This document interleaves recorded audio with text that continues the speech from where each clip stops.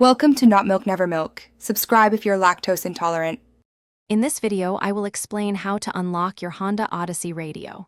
First, understand that your radio locks as an anti-theft measure, usually after the battery has been disconnected or replaced. You'll see code or error displayed, indicating it needs a 5-digit security code to function again. Don't worry, this is a common issue and easily resolved with the right steps. Let's get your tunes back. Finding your radio code is the next crucial step.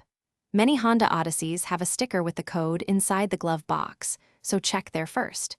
You might also find a dedicated radio code card within your owner's manual. If those options don't work, you can often retrieve the code online from the official Honda website by providing your vehicle's VIN and the radio's serial number. This process is usually quick and straightforward. Once you have your 5-digit code, entering it is simple. Turn your Odyssey's ignition to the on position, but do not start the engine. Turn on the radio, it should display code.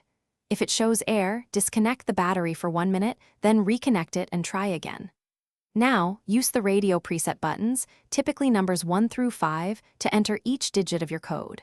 The radio should unlock automatically after the last digit is entered. If you encounter persistent error messages, try disconnecting your car's negative battery cable for 1 to 3 minutes to reset the system, then reconnect and reattempt the code entry. Some Honda Odysseys with navigation systems may require a separate navigation code, which can be found similarly. If all else fails, your local Honda dealership can assist you. And hey, if your car could use a refresh, check the description for a link to Little Trees, Black Ice, and other great deals.